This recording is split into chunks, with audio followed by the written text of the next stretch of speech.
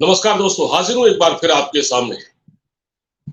दिल्ली के मुख्यमंत्री और आम आदमी पार्टी के नेता और आम आदमी के नुमाइंदे अरविंद केजरीवाल को लेकर बहुत बड़ा खुलासा, बहुत बड़ा भंडाफोड़ हुआ है। टाइम्स नाउ नवभारत चैनल ने एक स्टिंग ऑपरेशन किया है जिसमें ऐसी बात सामने आई है, ऐसी सच्चाई सामने आई है कि जो आम आदमी अपने आप को केजरीवाल का वोटर समझता है, अगर वो इसको देख लेगा तो उसके पैरों तले जमीन खिसक जाएगी।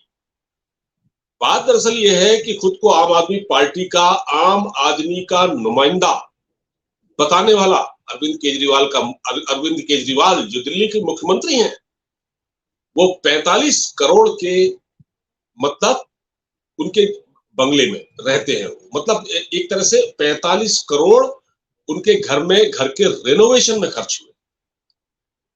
उनके घर के रेनोवेशन में 45 करोड़ खर्च हुए, आप ये सोचिए। और यही अरविंद केजरीवाल कल तक कहते थे कि मैं एक कमरे के घर में रहूंगा और मैं अपने विधायकों से भी कहूंगा, अपने नेताओं से भी कहूंगा कि सादा जीवन व्यतीत करें। दुनिया के बड़े बड़े नेता, ऐसे ऐसे नेता हैं जो बहुत सादा जीवन व्यतीत कर रहे हैं, और हमारे यहाँ जो लीडर होते हैं, नेता होते हैं, वो कितनी लग्जरियस लाइफ जीते हैं। ये अरविंद केजरीवाल ने तब कहा था ना, जब अरविंद केजरीवाल पहली बार सत्ता में आए थे। ठीक है, और ये क्या कहते थे, मैं आपको जरा सुनवा देता हूँ, जरा सुन लीजिए एक बार। विधानसभा में जाता है तो कोई लाल बत्ती की गाड़ी नहीं होनी चाहिए उसके पास, कोई बड़ा बंगला नहीं होना चाहिए उसके पास, वो एक कमरे के फ्लैट में रहे आम आदमी की तरह। सुन लिया आपने, वो एक कमरे के फ्लैट में रहे आम आदमी की तरह।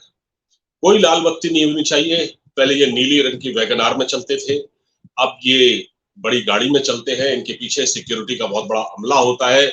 और मैं आपको बताऊं, जो खुलासा किया है टाइम्स नाउ नवभारत ने, वो उसमें ये बताया गया है कि इनके टोटल, इनका जो खर्च हुआ है 45 करोड़ में का, ये रेनोवेशन में खर्च हुए हैं।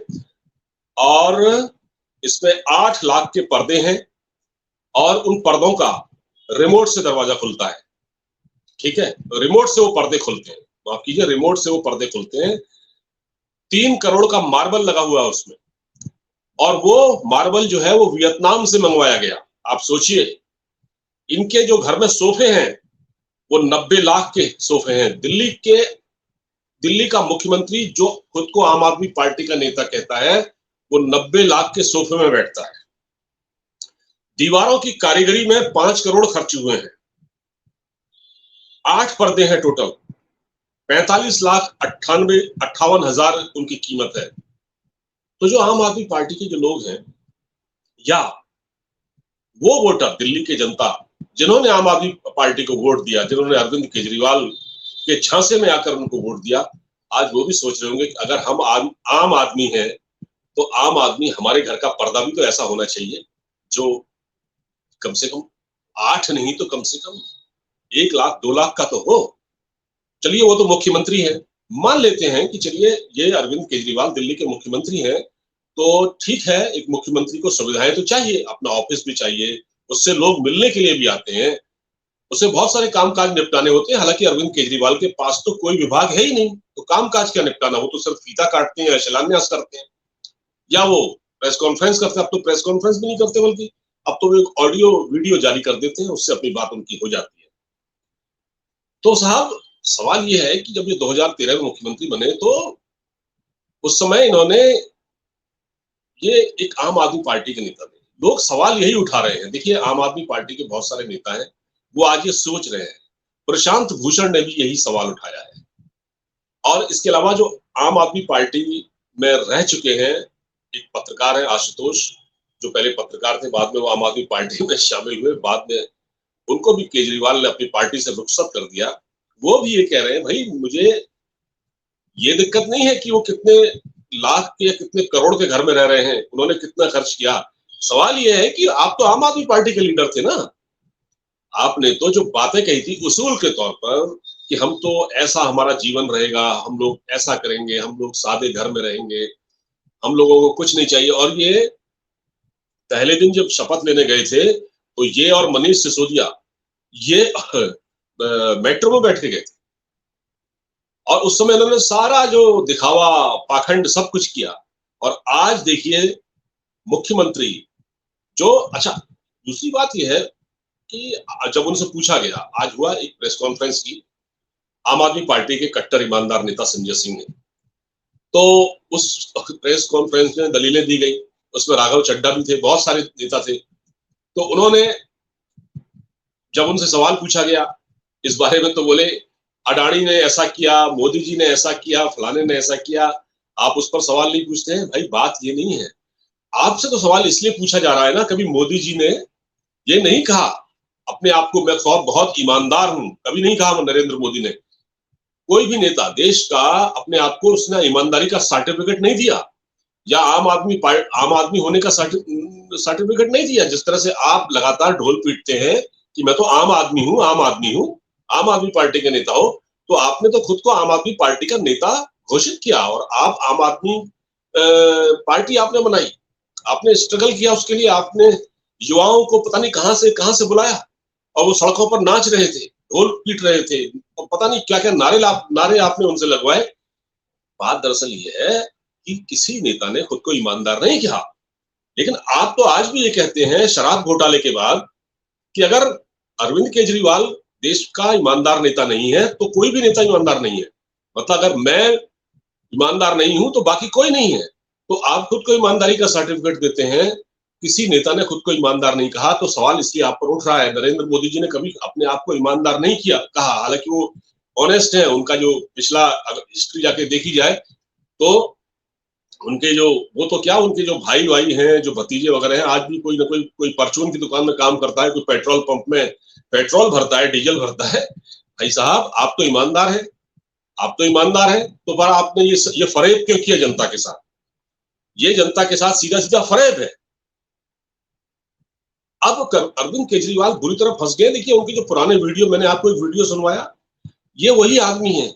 ये इतनी 420 करके सत्ता में आए, इन्होंने पता नहीं क्या क्या कहा। आप देखिए शराब घोटाले में जब सब कुछ सामने आ गया है, सीबीआई जांच चल रही है, मनीष सिसोदिया जेल में है, उनके खिलाफ चार्जशीट दाखिल हो चुकी है, सत्येंद्र जैन आपका एक नेता जेल में है करप्शन के इल्जाम में, बल्कि वो मनी लॉन्ड्रिंग के आरोप में। तो आप आज भी कभी कहते हैं आप सत्येंद्र जैन तो जो है वो, उसको तो भारत रत्न देना चाहिए। मनीष सिसोदिया तो भगत सिंह है, क्रांतिकारी। और मैं ईमानदार हूं, तो खुद को आपने क्योंकि ईमानदारी का सर्टिफिकेट दिया, आप अपने आप को ईमानदार कहते फिरते हैं चारों ओर, तो ये फिर ये सवाल तो उठेगा ना कि आपने, आपके घर में 8 पर्दे लगे हैं जिनकी कीमत 45,58,000 है, इटालियन टाइल लगी हुई है आपके वहां 3 करोड़ की, इटालियन नहीं, ये वियतनाम से आई थी। 90 लाख के सोफे में आप बैठते हैं, दीवारों पर कारीगरी जो की गई उसमें 5 करोड़ खर्च हुए।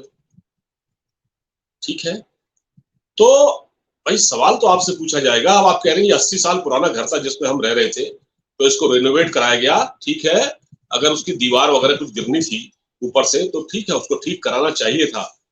लेकिन बात ये नहीं है, बात ये है कि आपने पब्लिक से झूठ बोला, आपने वोटरों से झूठ बोला, आपने उनके साथ फरेब किया, क्योंकि आपने ईमानदार होने का ढोंग रचा ना, कट्टर ईमानदार। तो भैया कट्टर ईमानदार हैं अगर आप, तो फिर ऐसे क्यों रहते हैं आप कहते थे कि कोई नेता देश, ज्यादातर विदेशों में जाइए आप, बहुत सारे नेता हैं ऐसे लोग, आज बिल्कुल सादा जीवन जी रहे हैं। लेकिन आपने सिर्फ मतलब बकवास करके और लोगों को भरमा के, लोगों को बेवकूफ बना के, जालसाजी करके आप सत्ता में आए, और आज आप वही कर रहे हैं जो बाकी नेता कर रहे हैं, क्योंकि आप एक वैकल्पिक राजनीति देने के लिए आए थे।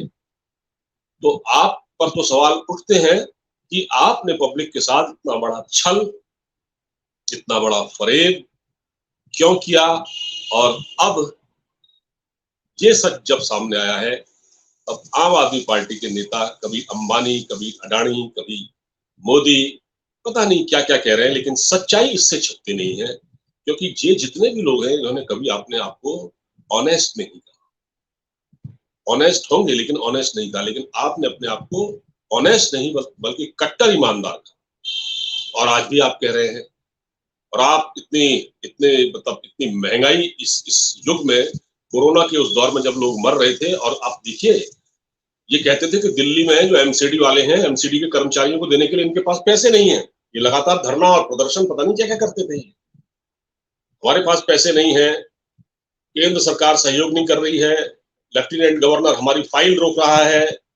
लगातार आप उससे पंगेबाजी कर रहे थे, लेकिन सवाल ये है कि आपने अपने घर में जितना 45 करोड़ का जो खर्च किया है रेनोवेशन में, इसका जवाब तो आपको देना पड़ेगा अरविंद के लिए। बस जनता यही जानना चाहती है कि आपने उसके साथ इतना छल कपट और फरेब क्यों किया। दोस्तों, इस वीडियो को यहीं रोकता हूं। पसंद आए तो इसको लाइक, शेयर और सब्सक्राइब जरूर कीजिएगा। नमस्कार, जय हिंद।